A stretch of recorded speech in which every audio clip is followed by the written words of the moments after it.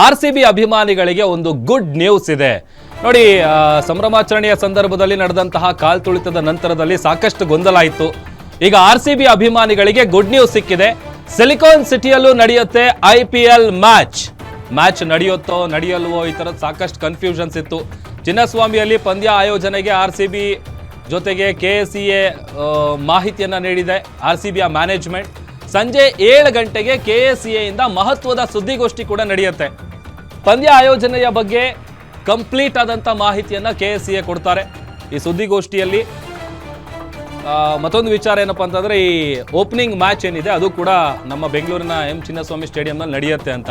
ಯಾವಾಗ ಆ ಥರದೊಂದು ಕಹಿ ಘಟನೆ ನಡೀತು, ಅದಾದ ನಂತರದಲ್ಲಿ ಯಾವುದೇ ರೀತಿಯಾದಂಥ ಮ್ಯಾಚ್ಗಳನ್ನು ಆ ಮೈದಾನದಲ್ಲಿ ಆಡಿಸಿರಲಿಲ್ಲ. ಸಹಜವಾಗಿ RCB ಅಭಿಮಾನಿಗಳಿಗೆ ಒಂದಷ್ಟು ಗೊಂದಲ ಇತ್ತು, ಈ ಬಾರಿ IPL ಇಲ್ಲಿ ನಡೆಯುತ್ತಾ ನಡೆಯಲ್ವಾ ಅಂತೇಳಿ.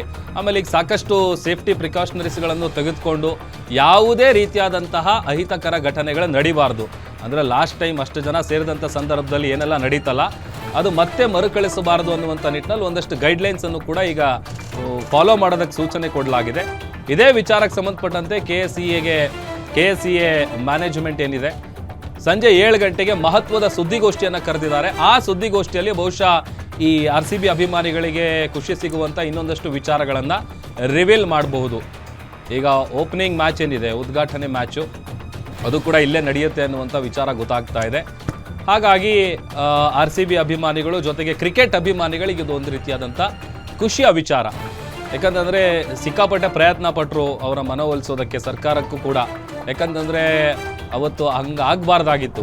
ಯಾಕಂತಂದರೆ ಸಂಜೆವರೆಗೂ ಆ ಒಂದು ಖುಷಿಯಲ್ಲಿದ್ದಂಥ ಎಲ್ರಿಗೂ ಒಂದು ರೀತಿ ಬರಸಿಡಿಲು ಬಡದಂತಹ ಘಟನೆ ನಡೆದು ಹೋಯಿತು.